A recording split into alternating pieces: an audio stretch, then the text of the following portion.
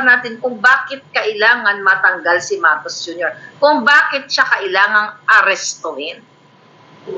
Dapat arestuhin na siya ngayon. Arestuhin nyo na siya.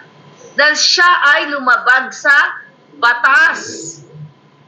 Ano ang paglabag sa batas? Forget about, hindi natin iset aside muna natin ang smuggling, kidnapping, pagnanakaw.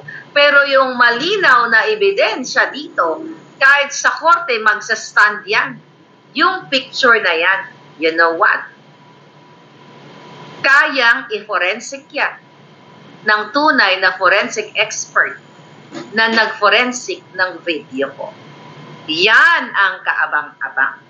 Di ba sinabi ko sa inyo, authenticated ang video na yan na nagpupulburon si Marcos Jr. Okay? Hindi lang isang eksperto, kundi marami pa. But sa akin, sa part ko, 2 forensic experts. And sooner, yan ang kakabog sa banga. Hold your breath.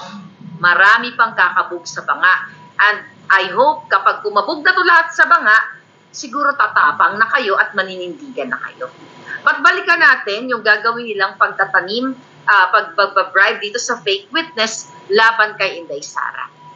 Kahit na ito ay pwede adapt na kasuhan, itong fake witness nila pala ng mga bangag. Diba? Kapag nagsisinungaling ka, perjury. Katulad na ginawa nila kay Agent Morales, okay? Hindi nagsinungaling si Morales, kundi what? Ginamitan ng pwersa ng mga bangag na i-convict si Morales. Kaya nag-aapila ngayon si Agent Morales. Okay? Now, ano ang dapat kalagyan nitong fake witness na ito? Kapag nawala na si bangag at ang lahat ng mga bangag, dapat managot siya. Hindi pa naman siya lumalabas. Ngayon, for sure, nanood mo to. Diba? Kung ako sa'yo, huwag ka magpapasinda. Itaya mo ang buhay mo laban sa iyong prinsipyo. Huwag ka magpapabayad kasi hindi ka rin naman bubuhayin ng mga yan. Okay? Hindi ka bubuhayin ng mga yan. Ikaw, teacher ka ba? Sino ka ba? Sino ba ang babayaran nila dyan sa Department of Education? Para tumayo, na magpa-interview sa media. Kasi gusto nilang, ipakalat sa, kasi yung mainstream media kakampi nila. Hindi nga inuulat yung pulboronic activity ni Marcos Jr., di ba? Kitang-kita na ng media dito na mayroong pulbos dito na ipinagbabawal na pulbos ni isa walang nag-react o nag-ulat na media, ang SMNI lang at tayo sa social media. Siguro kung si Pangulong Duterte ang may ganyan na nakitang pulburek, ay baka international kinontak na lahat na. Diba? Nakipagsabuatan na sila sa international media. Pati sa ICC. Diba? Kung si Pangulong Duterte yon, talagang parang lahat kasabwat na. Pero dahil kasabwat ni Bangag Jr. ang mga jutang jinimes na mga media, kaya ni isa walang nag-ulat dito sa pulburon na ito. Pero, kahit hindi nyo iulat, okay, ilalabas ko soon, mga kababayan, ang authentication ng video. At doon magbabakbakan tayo. Kaya nga, di ba? Bakit? Takot ang DILG, ang DND. Di ba? Di ba anong petsa na? July 21 yung aming event. July 21 ko inilabas. Anong petsa na? Magjo-July 21 ng isang buwan na. Di ba ang sabi nila? Pananagutin daw nila ang mga taong nagpalabas ng video. Ako po ang naglabas ng video. Takot sila magkaso tungkol doon. Takot ang gobyerno ng Pilipinas na magkaso kay Maharlika patungkol doon sa video na ipinalabas ko. Kasi takot silang magbabakbakan kami sa Korte ng Amerika. Why? Alam nyo ba, mga kababayan, kapag inirelease ko sa inyo ang authentication, ngayon 50-50 pa kayo, akala nyo ini-etchos ko lang kayo, di ba? Oh, baka wala namang authentication yan si Marlica. Pinagloloko lang tayo niyan. AFP, PNP na matitino, pag inilabas ko ang bonggang-bonggang authentication, sana ipangako nyo sa inyong mga anak, mga kapwa-apuhan, na maninindigan kayo. Dahil itong authentication na ito, itong eksperto na ito ay willing siyang mag-stand sa korte to prove that the video is indeed real. Walang edit, walang AI. Kasi diba, yun ang mga sinasabi, yun ang unang nilang sinasabi nung July 21 dito sa Amerika, 22 dyan sa inyo, nung nataranta sila na ito daw ay AI. Babangga ko sa inyo ang forensic expert dyan sa mga kay si Pulpul na Abalos. Open your neurons, open your brain, open lahat, buksan nyo ang inyong mga utak at inyong mga puso. Kung si Maharlika ay nagsinungaling sa taong bayan, na sinasabi ko na yung video na yun ay si Marcos Jr. Di ba? Na si Marcos Jr. na at ginawa ko, nag-AI ako, nag-ganyan-ganyan ako, di ba? Well, I'm not good in technology anyway. Di ba? So, dapat kinasuhan ako. Ba't hindi ko yan gagawin, mga kababayan? Ayokong, mawala ang kredibilidad ko sa taong bayan. Bakit? Hindi maglalabas si Maharlika ng video na hindi pulido. When I say hindi pulido, na hindi na-authenticate ng mga eksperto. Eksperto sa Asia at eksperto sa Amerika. O gusto ninyo, may taga-Europa pa dyan, i-authenticate nyo sa Europa. Para meron tayong Asia, Europa, ay Amerika, Europa. Kung gusto nyo sa Antarctica o sa Mars, pwede rin kung merong forensic expert doon. But anyway, going back dito kay Inday Sara, mga kababayan, ito ang gagawin nila kay Inday, na mag-hire sila ng fake witness para puruhan si Inday sa social media. No, not only sa social media. Sa social media, panalo siya. Panalo ang taong bayan sa social media. Pero sa mainstream media, magpapatawag sila ng press conference, tatawagin nila ang kanilang fake witness. Okay? Ang fake witness, mga kababayan, para sirain si Inday dahil nagsalita na si Inday dito about sa pulburon. Ay, Day, anong email ni Inday? Send ko yung authentication sa'yo, Vice President. Miss Vice President Inday Sara. Hindi na. Hindi ko na isisend yan kay Inday. Ilagay natin sa Facebook page, sa YouTube, for public consumption. And you decide. Kaya sila gigil na gigil. Gustong ipagurgur si Inday Maharlika. Do you know that ako ay Inday din? Yeah, si Inday din ako. Alam mo, alam niyo si Inday Sara, mga Bisaya kasi, di ba? Inday, Nini, Tuto. Now what? Sabi ni Tinapay, share. Huwag kayong mag-alala. Pinadadama lang natin ang mga bangag. Do you know that? Na strategy. At ang mga bangag kasi nataranta sila. Kung inilabas namin, ng forensic expert, right away, from Asia, Antarctica. Ganito kasi yan, mga bangag. Nasunog kayo, nakuryente kayo, ika nga. Nilabas ko yung video, nataranta kayo kasi SONA. So, nagpatawag kayo ng press conference. Pinatawag si DND, si NBI, si PNP, PIDEA, meron pa doon, lahat ng mga julul. Dahil nataranta kayo, dahil alam nyo na si Marcos Jr., yung video na yon, nag-ano agad si Abalos na, AI yan. Then you will debunk. Then you will prove that to the forensic expert here in America. I challenge you, file a case against me with that video. Kung yan ay AI, kung yan ay minanipula ni Maharlika. Then, ipapalunok ko ang authentication sa inyong lahat. Diba? So nataranta sila mga palangga, kaya ang mga pulpul, naggupit-gupit na mga pulder, in-enhance si Marcos Jr., yung tenga daw. Hindi ganyan ang way ng mga forensic expert. Kaya dapat arestuhin na yang mga yan. Okay? Hindi ganyan kayong mga matatalino, hindi ganyan magsabi na, ay, nagpalabas si Maharlika kasi ito, in-screenshot nila, binlow up nila yung picture, dadadadada, ganun. Ayun, tenga, iba yan. Do you think, mga kapalangga, do you think I have the capacity to go to China or to go to Korea? O ganito na lang. Okay, isa yan. Pag kinasuhan nila ako, sasabihin na, ay, si Maharlika nakipagsabuatan sa China o sa Amerika. Din maghanap sila kasi magagaling, di ba? Lalo na kung pakipagtulungan sila sa Amerika, niyayabang, nilabangag, nilisa na sila ay, alay namin dito, di ba? Okay?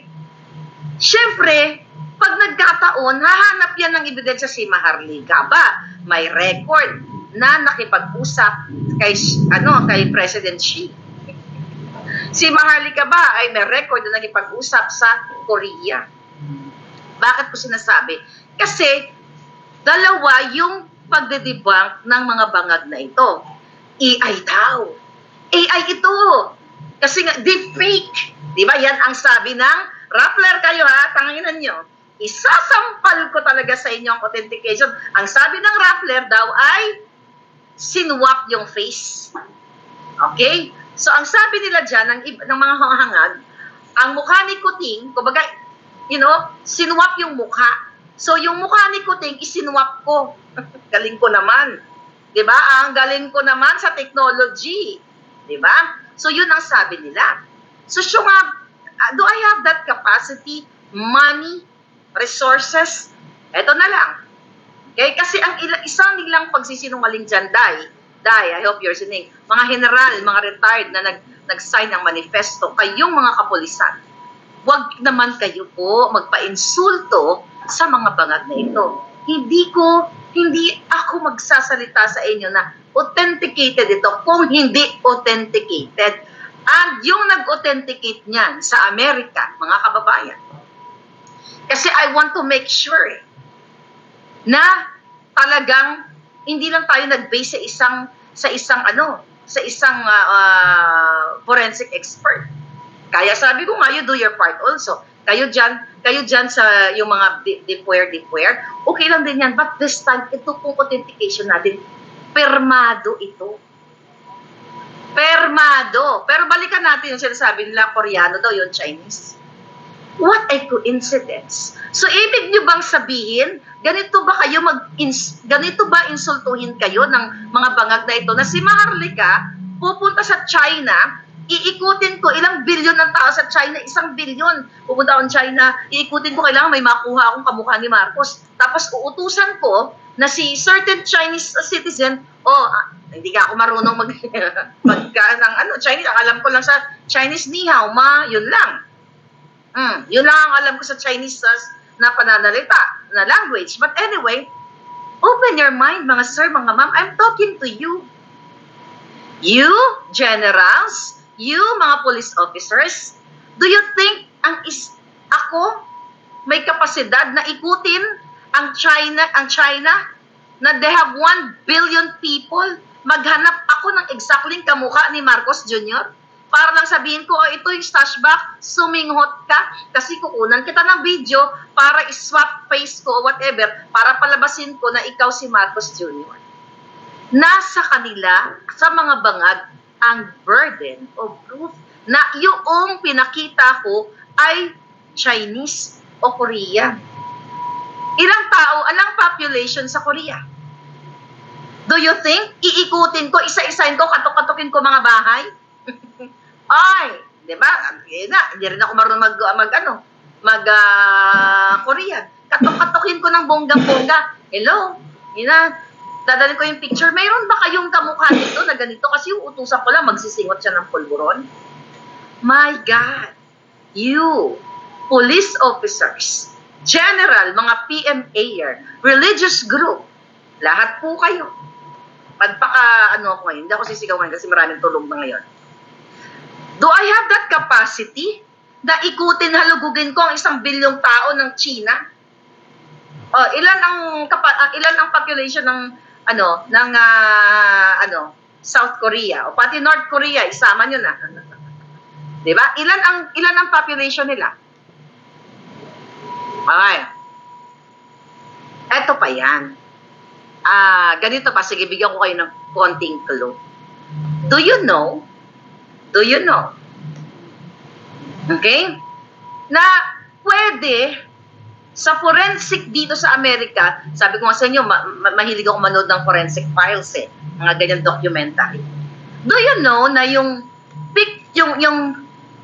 video na pinakita ko sa inyo, kaya rin i-identify yan. Kunyari, itong video ni Marcos Jr., para sila ay identical. When I say, no, mali. Na kayang i-forensic yan na itong nasa video ko, XXX, pulburon. Diba? Itong nilabas ko, at itong video ni Marcos Jr., yung marami niyang video, yung sa kanyang vlog, lahat, kaya yang i-match. Kaya yan, lalo na dito sa Amerika. Sa Pilipinas, hindi. Bakit hindi? Kahit kakayanin, igugurgurin na yung forensic expert doon.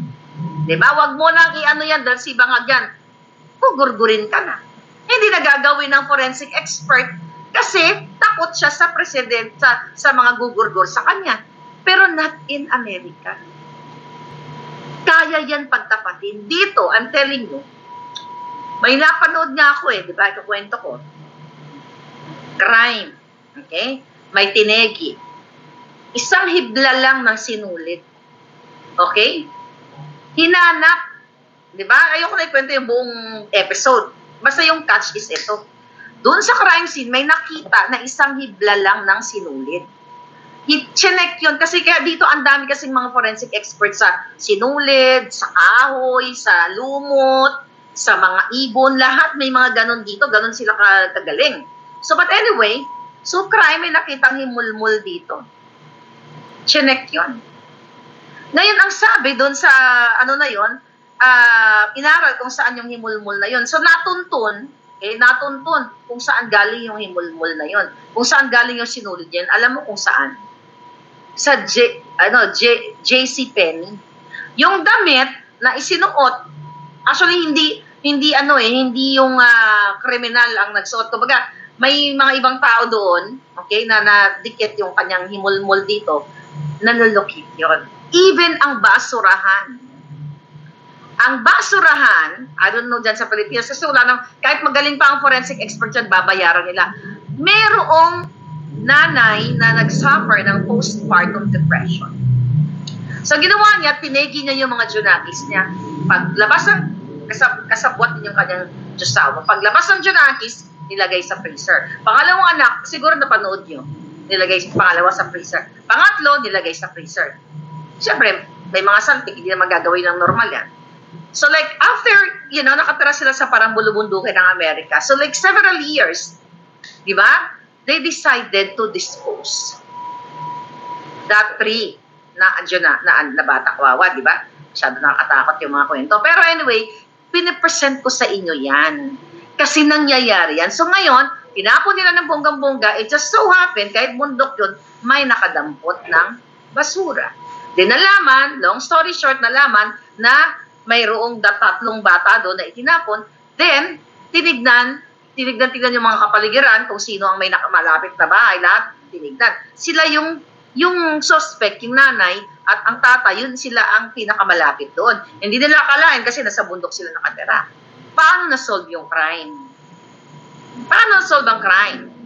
Di ba? Siyempre, deny to death yan sila, di ba? Dahil sa basurahan. Yung ginamit nilang trash bag, doon sa tinapon nilang trash bag, nag-match. Kasi ang mga trash bags, may mga batches yan. Even ang mga baso, even yung mga kordon, anything here in the States. Based doon sa panonood ko, lahat yan may listahan kung saan ginawa ito. Di ba dati kinuwento ko yung carpet, himulmul ng carpet, saan ginawa yung carpet, hanapan niya. It's the same thing here, dito sa video na ito. Okay? Kung yun ay mapupunta sa korte. Ha? Mapupunta sa korte, mga palangga. Kakalaboso si Bangag. But syempre, hindi yan sila magkakaso. Pero gustong-gusto ko nga. Para doon, ma-present at magtestimonya ang forensic expert na nag-authenticate from Asia and America and maybe, dyan sa Europa. O, mapa-authenticate kayo dyan, mga palangga. Hindi naman ganun ka-expensive. Kayang-kaya.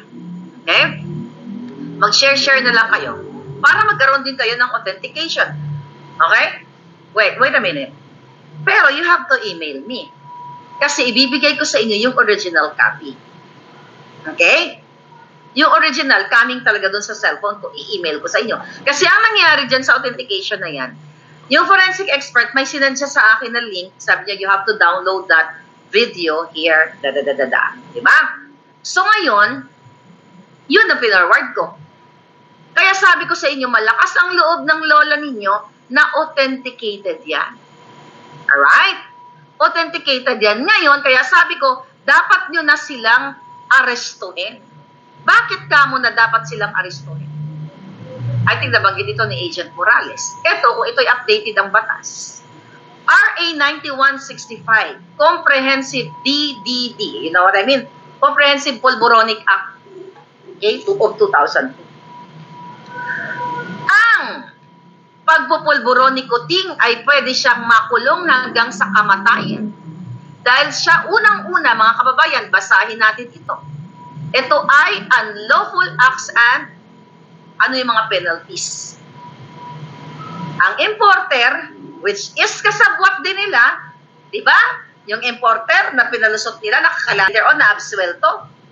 Nasa dyaryo yan, nandyan si Sayarot, nahuli, tapos later on, na-absuelto sa kaso, nag-import ng 1.8 tons na pulburon, nahuli doon sa Ayala, Alabang, di ba? Pinakita, andyan naman yan sa dyaryo na yan. Nandyan yan sa media action. So, kung pinoprotektahan mo ang manufacturer at ang importer daw, ang sabi dito, life to gurgur. Plus 500,000 to 10M na penalty. Doon pa lang, kabog na sa banga kung ginagawa ng PDEA ang kanilang trabaho, kung ginagawa ng NBI ang kanilang trabaho, dahil instead na makulong, ay naabsuelto sa kaso. Okay? Yun ito ang mga kaparusahan. Financer, organizer. Oh, sino ang organizer? Sino mastermind? Di ba si Lisa Tanas? Sila? Oh, ang sabi dito, ano tawag dito? Bilanggo ang kanyang katapat, panghabang buhay, then kamatayan ng bonggang-bongga at 10 million. Okay, yung pagtitinda, administer, okay? Huwag na natin pag-uusapan yun. Okay? Ito lang yung mga, ito lang yung, okay? Ito lang yung parusa, mga palangga. Ito, dangerous pulboronic ito. Ang sabi dito sa batas, mga kababayan, protector. Ang protector, ang cuddler, okay? Pasok lahat si Bangag Jr. dito eh. Mastermind, protector, cuddler. 12 years ang kulong plus 1 day up to 20 years plus 100,000 to 500,000 fine.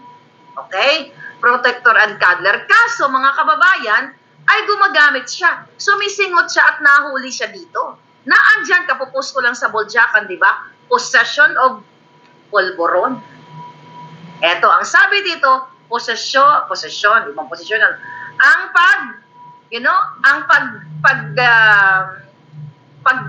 ano ba sa Tagalog yun? Yung mahulihan ka, okay? Na nagmamay-ari ka o may karay-karay ka na pulboronic, di ba? Mga kababayan, eto, life imprisonment hanggang sa gurgur. Nabanggit na nga to. 500,000 to 10 million ang parusa. Kahit sinong tao, unless na ito ay authorized ng batas, okay? Na mahulihan ng pulboronic, mga kababayan, sabi dito, person is in possession which is identified to be a prohibited polvoron. You know? Polvoron delicacies. Yan na lang sabihin natin. Di ba? Ay, eto. Punta tayo dun sa favorite niya na Coke is it. Okay? 10 gramo. So, mga ano yan? Ang isang kutsara kasi is yung isang kutsarita is 5 grams. So, isang kutsara. So, pag nahulihan ka ng isang kutsara na pulburon na delicacies mga palangga, ay makukulong ka ng panghabang buhay hanggang sa mategi ka na doon sa kulungan.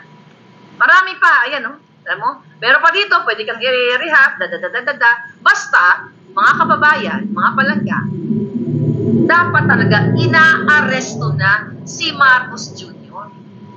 Imagine nyo, ano ang ituturo? Yan ba ay, Okay? Yan ba ay na magandang ehemplo sa ating mga minor de edad, sa ating mga kabataang elementarya, high school at college? Diba? Meron tayong mga advocacy kontra pulburon, ganyan-ganyan. Eto, presidente na mismo. Presidenteng polboronic. Siya ay protector, cuddler, maliban pa dyan, sumisingot ng bonggang-bongga. So ngayon, ang sabi pa nga dito, kapag nahulihan ka ng equipment, instrument, aparatos, which is nakita nyo, yung stash box dun sa video, di ba? At doon, pinahid niya nung kagitingan, di ba dito? Baka nga yung bulsa niya yun, may pakete pa eh. Di ba? Kasi bago siya naglakad-lakad doon, sa araw ng kagitingan, tumira siya ng tumira. Baka meron siyang pakete, katulad nung Prime Minister ng Slovak. Di ba? Baka ganun ang nangyari sa kanya, pero syempre hindi lang nakita hindi nalaglag yung sachet ng polvoron delicacies o delicacy. Diba? So yan ang dapat nyong isipin. Religious group, different sectors, AFP, PNP, Navy, lahat ng mga polis, pangkalupaan, pangkalawakan, lahat kayo. Ano naman ang ihaharap ninyo sa inyong mga anak? Paulit-ulit na lang na walang iba ang inyong presidente nga ba ay tumitira ng bonggang-bongga at huling-huli sa kamera. Kaya naman gusto akong burburin. Kaya dapat siya ay arestuhin. Kahit na siya ay mayroong immunity, dapat arestuhin siya ng taong bayan. Kaya you have to get out, speak up, magdasal, sumayaw, and let the people, let the PSG do the honor. Kasi sila naman yung nakakakita eh.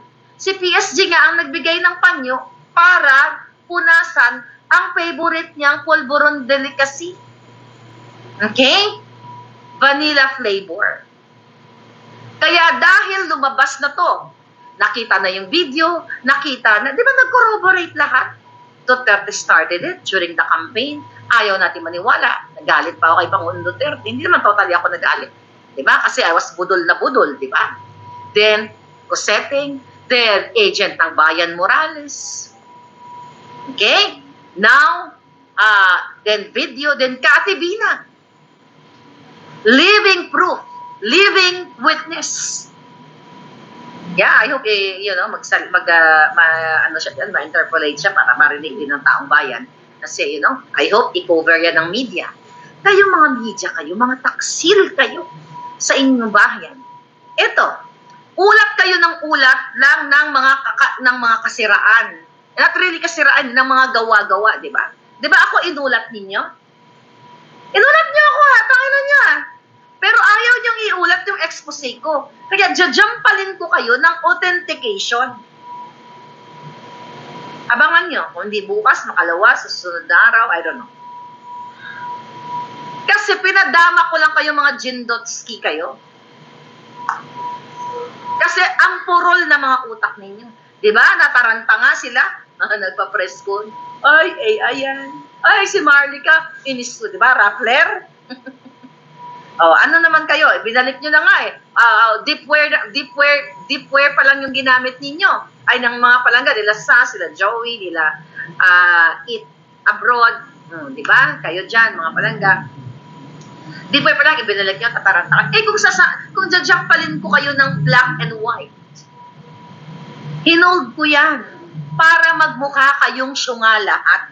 Kayong mainstream media, kayong mga bangad. Akala nyo kasi, checkmate, sabi ni Casey. Akala nyo kasi wala akong maipapakitang proof. Then I will prove to the whole world, sa lahat ng mga palangga kong Pilipino, na ang authentication sa Amerika at ang forensic expert to, hindi yung sa NBI na naggupit-gupit ng folder, nagpicture ni screenshot, in-highlight, hindi ganyan. Merong analysis and merong conclusion. 3 pages yan. Hindi ka lang basta-basta. Hindi ka lang basta-basta na, AI, magpaano tayo, ganyan-ganyan, nataranta mga chutang sinimes, di ba? Gupit na bagit ng picture, hindi man lang kayo makapag-provide ng inyong PowerPoint. Yan ang, dinadescribe ko lang sa inyo, yung authentication na yan, may mga explanation, may mga graph pa. Alam niyo ba yun? NBI, may mga graph, nandoon, inano yung kanyang, yung video, may attachment doon and everything. May mga terminology na hindi ko maintindihan kasi very techy, mga palangga. But I try to Google it. So it's kumbaga, it's a process of proseso. It's not application, it's a software na ginamit siya ng software para i-run ito. And sabi ko nga sa inyo, 5 hours to 20 hours. Kasi ang dami kong tinanungan. Yung iba up to 20 hours, and it's so freaking expensive. So, ang dami kong tinawagan ng bonggang-bongga. Yung mura lang, yung affordable, abot kayang-kaya. Di ba?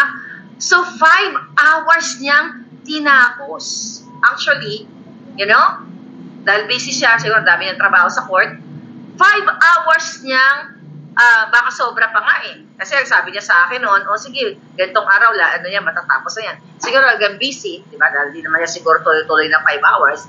But, based doon, okay, according to the forensic expert, 5 hours niyang tinapos, hinimay-himay yung pinaka-short video na yon. It was like 9-second video. Pero hindi pwedeng picture-picture lang katulad ng NBI. Papalunok ko talaga sa inyo yan. I'm telling you. Ulitin ko po sa mga kapapasok lang, mga kababayan.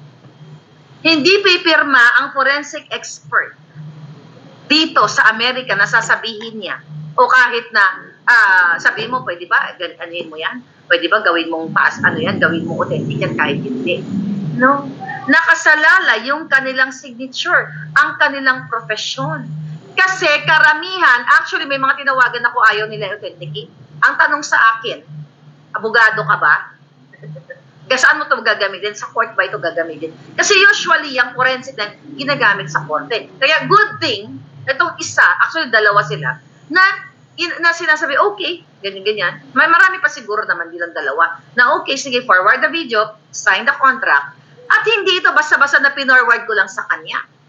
Pinarmahan ko yung kontrata na inaalaw ko siya. Inako ko ang responsibilidad na yes, yung video na yan, sa akin yan, may nag-forward sa akin ng bonggang-bongga na kaibigan din ni Kuting. O, di ba? Sabi ko sa inyo, yung mga asko nandiyan lang sa paligid ninyo. Di ba? So, hindi yan, pag pumirma ka dito, mga palangga, sa Amerika, ng mga kasinungalingan, pwede kang makalabo. So, it's the same thing with the forensic expert. Kaya nga, ang sabi niya sa akin sa email niya, kung kailangan niya mag-stand sa korte, just let him know. Tama? Mali. Okay? Dinided mga ayaw nga magpa-drag hair follicle, sabi ni Galaxy.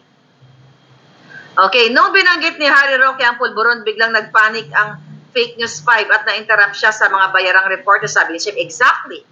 Diba? Yan, Channel 5. Kayo mga taksil tayo kayo sa bayan. Di ba, spoke sa Harry Roque, puporwardan ko rin kayo, okay, ng bonggang-bongga. Lahat kayo, bingo na sila dito. Bingo na sila dito kasi talagang pinabingo ko sila. Hayaan mo na, tanggapin mo ni Marlica, deepfake. Okay, pag nirelease ko na yan, mga kababayan, Ayan, yari na siya, di ba? O, nasa inyo na yung mga kamay. O, katulad dito, o, may gugurgurin lang ako ng bonggang-bongga. Ayan. Kasi troll ni Lisa, di. O, asa ka na? Buhay ka pa, di ba? So, yon mga kababayan. Ngayon, mga palangga. Checkmate ang mafia.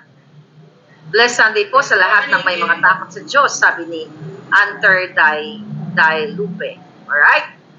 Ngayon, mga kababayan, sabi ni Felmas TV, new member Casey Palangga. Ayan, si RC Resenia, thank you so much. So ngayon, ano sa tingin nyo ang mga susunod na mga eksena? Bega Warp, I love you to my darling. Okay, Jojo Letrero, thank you so much. Alright, now, ngayon, mga kababayan, nuknukan ng kasinungalingan si Bangag. Why? Oh, why? Meron siyang mga litanya ngayon. Okay, may bago siyang litanya, I think nandito. Itigan natin. Sabi ni Bangag, totoo ba to? Naniwala ba kayo dito? Ang sabi ni Bangag, sa aking mahal na mga kababayan, nais kong ibahagi ang ibang magagandang balita. In the second quarter of the year, our economy, nagbabasa na naman siya, our economy grew by 6.3% compared to the previous year. One of the highest in Asia.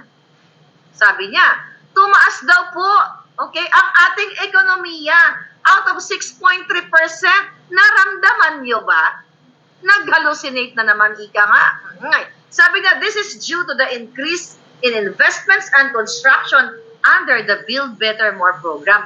Nasaan ang investment? Okada nga nagnakaw kayo sa Okada, lahat kayo dyan na mga ngagba. Foreign investor. Nasaan ang investment? Walang mag-i-invest sa Pilipinas kung ang ating mga kababayan ay nakikita ng foreigners na binabaha at nagkaroon ng leptospirosis, tumaas. Yan ang nag-increase sa Bangag Jr. Do you know that?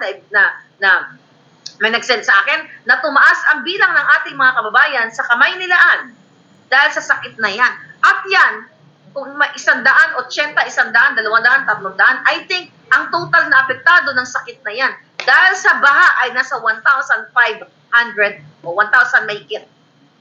Okay? Dahil dun sa Karina.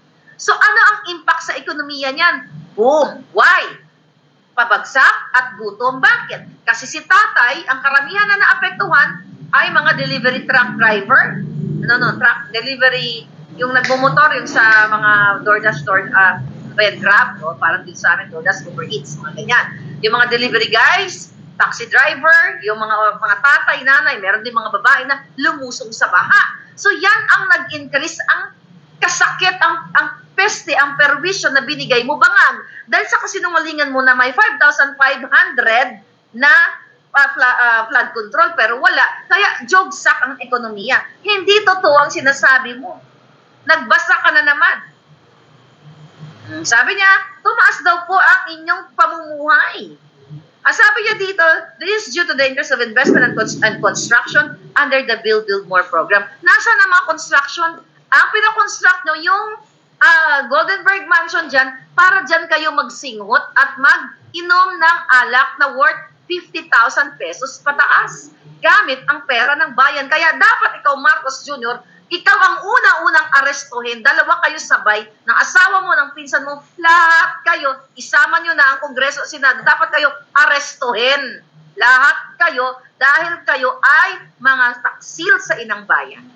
Sabi pa ni Bangag Jr., bagamat maganda ang datos na ito, bagamat daw maganda ang datos na ito, wala itong kabuluhan kung hindi mararamdaman ng ating mga kababayan. Hindi ba nagko-contradict ang kanyang statement? Bagamat daw maganda yung 6.3 na nag-grow ang ekonomiya, kung nag-grow ang ekonomiya ng 6.3, ibig sabihin, naramdaman ng taong bayan. Whether you like it or not, pag nag-grow ang ekonomiya, ramdam ng mamamayan na umangat talagang ekonomiya. Pero ang sabi niya, wala, sabi ni Bangag, wala itong kabuluhan kung hindi nararamdaman ng ating mga kababayan. Bangag! Dapat ang kasunod yan, nakikita natin na nagbibenepisyo ang ating mga kababayan dahil tumaas, di ba? Tumaas ang ating ekonomiya. Bakit hindi siya sigurado? Wala itong kabuluhan kung hindi nararamdaman ng ating mga kababayan. Ibig sabihin, walang pagtaas ng ekonomiya o pag-progress ng pamumuhay ng taong bayan. Kasi, sabi ko nga, whether you like it or not, mga palangga, kung may 6.3% na Tomas, ramdam yan ng tao. Kaya siya ay sinungaling kasi nagbabasa lang siya. Hindi niya alam ang sinasabi niya na nagsusuntukan yung kanyang mga pananalita. Pag sinabi kong nagsusuntukan, hindi nagja-jive, hindi nagmamatch, hindi nagko-corroborate yung sinasabi niya. Kaya pag sa korte, talo na ang hita. Sabi pa niya, okay, sabi niya, kaya patuloy ang ating pagbibigay ng sapat na kalidad na trabaho at naging bahagi, maraming naging bahagi ng middle class. Naging middle class pa kayo. Ang Pilipinas, dalawa lang. Poor and rich. At mga bangag na mga kawatan. Poor and mga kawatan. Middle class, konting-konti lang yan. Hindi yan katulad ng Amerika na dito. You know, yan ang pinakamarami ang middle class. Mga palangga, kaya kahit pa paano, pantay-pantay, nakakain ng kung gusto mong kumain ng steak, kahit nasa ano ka lang nagtatrabaho sa sa food chain, eh makakakain ka. Ito pa, sabi ni Bangaga, sabi niya, at naging bahagi ng middle class. Ang lahat ng ito ay patungo sa layunin natin, iangat mula sa kahirapan ng bawat Pilipino. Abot kamay na natin ito. Asaan ang abot kamay? Abot kamay mo everyday ang polboron. Nasa stash box mo pa. Ikaw ang nasa video. Sabi ko nga, palulunukin kita Bangag ng authentication. Ha? Wait ka lang.